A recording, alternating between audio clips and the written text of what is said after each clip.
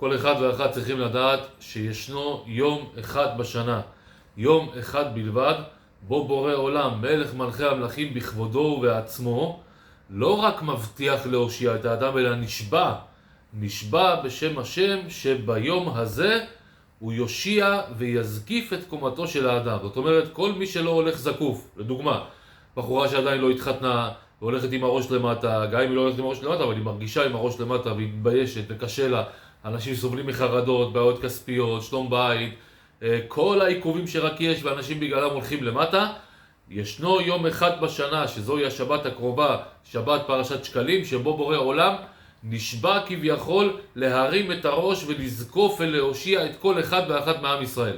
המקור לכך נמצא בדברי רבי שמעון בר יוחאי עליו השלום, שהוא מודיע לנו שמשה רבנו שאל את בורא עולם, אמר לו, ריבונו של עולם, אחרי שאני אפטר מהעולם, מי יזכור אותי? מי יודע איפה אני אופיע? אני עכשיו יכול לעזור לעם ישראל, מה יהיה אחרי 120 שנה?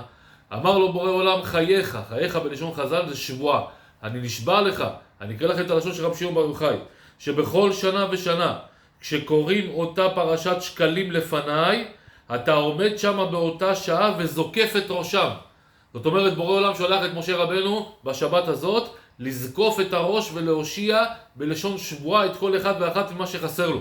וכתבו המקובלים שלכן שבת הזאת, שנקרא שבת משפטים, פרשת שקלים, יש בה הרחבה גדולה מאוד. תקשיבו אותו מה כותב המקובל האלוקי מדז'יקוב, זכותו יגן עלינו. שבת שקלים מסוגלת לפרנסה, ובפרשה הזאת יורד שפע של עושר והרחבה. והמקובל האלוקי האמרי יוסף מספינקה כותב שבשבת שקלים אפשר לזכות שהתקבלו כל התפילות לרחמים ולרצון.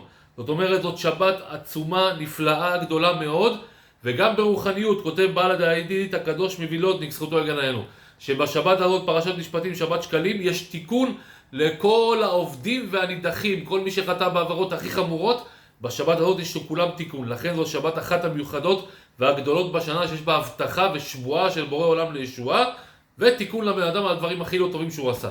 מה צריך לעשות? מחר בערב, יום חמישי, אנחנו נעלה בעמוד האינסטגרם שלנו, אור חדש הרב רפאל אביטן, ובדף הפייסבוק שלנו, דף עם סגולות, מה צריך לקרוא ולהתפלל בשבת הזאת.